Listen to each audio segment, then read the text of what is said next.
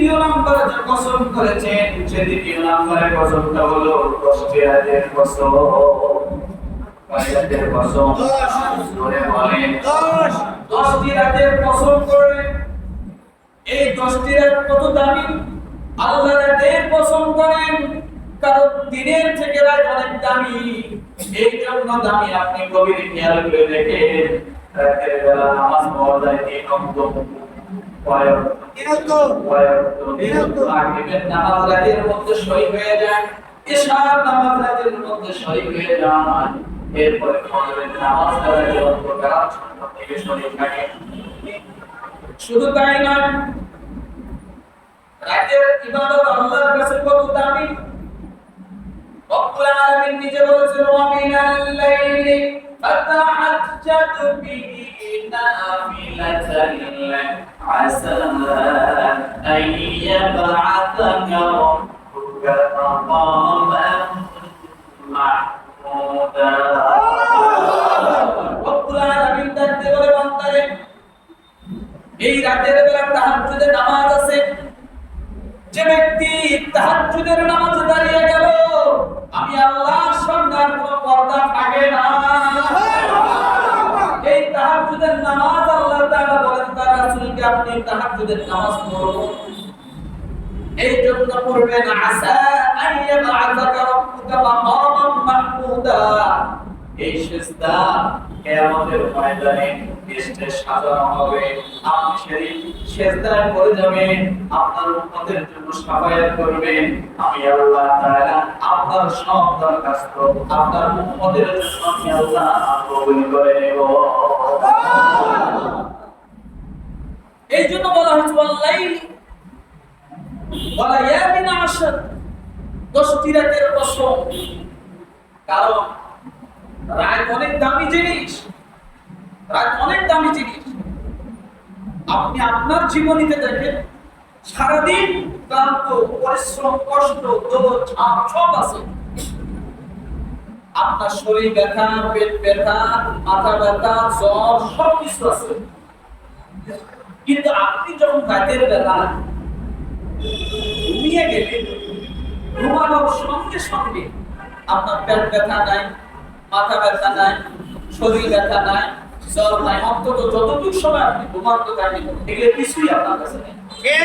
আছে না? নাকি ঘুমাচ্ছেন আর পেট ব্যথা করতে আছে? না। ঘুমাচ্ছেন মাথা ব্যথা করতে আছে? তাহলে রাত রাতকে আল্লাহ লিবাস হিসেবে দিয়েছে। وَجَعَلْنَا اللَّيْلَ لِبَاسًا وَجَعَلْنَا النَّهَارَ مَعَاشًا। আল্লাহ বলেন আমি ও দুনিয়ার মালিক আমি আল্লাহ তাআলা এই রাতকে তোমাদের জন্য লিবাস হিসেবে দিলাম।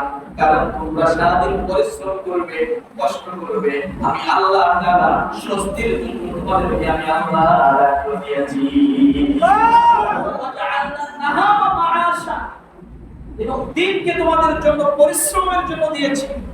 দিনে পরিশ্রম করবে আর রাত তোমাদের জন্য এসে সেই ক্লান্তি পরিশ্রমকে দূর করে দেবে। আর এত বড় ওষুধ মানুষের জীবনে। আপনি যদি 5 মিনিট 10 মিনিটও ঘুমায় যান, আপনার 10 মিনিট আগের শরীর আর 10 মিনিট পরের শরীর আকাশ জমিন ব্যবধান হয়।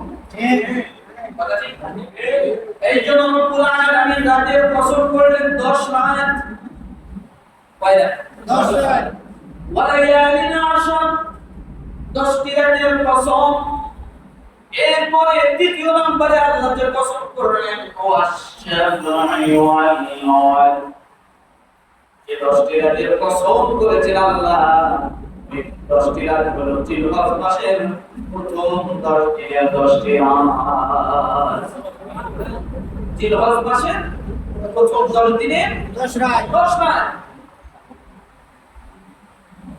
এই 10 রাতের গুরুত্ব বুঝতে চাই আল্লাহ 10টি রাতের কসম করেছেন। সুবহানাল্লাহ। এরপরে রব্বুল আলামিন দ্বিতীয় নম্বরে বলেন ওয়াশ-শাফা'i ওয়াল-ওয়াতর, এবং জোর ও বিজয়ের কসম। জোর ও বিজয়, জোরে বলে জোর ও বিজয়ের কসম। তাফসীরকাররা বলেছেন জোর বলতে 10টি রাত, বেজর বলতে জিলহজ মাসের প্রথম 10 দিন আর জিলহজ মাসের প্রথম 9 দিন। আবার অন্যান্য তাফসীর কারকরা বলেছেন জোর বলতে রব্বুল আলামিন দুনিয়ার জমিনে যা কিছু সৃষ্টি করেছেন সূরা সৃষ্টি করেছেন, কিন্তু বেজর বলেন আমার আল্লাহ। দুনিয়ার যা কিছু সৃষ্টি আছে সব কি আছে? সূরা আছে। কি আছে? সূরা আছে। আল্লাহ বলেন আমি আল্লাহ তাআলা যা কিছু সৃষ্টি করেছি সব সূরায় সৃষ্টি করেছি। গাছ, এই গাছেরও জোড়া আছে, মাছের জোড়া আছে, সাগর নদী নালা খাল যা কিছু দেখে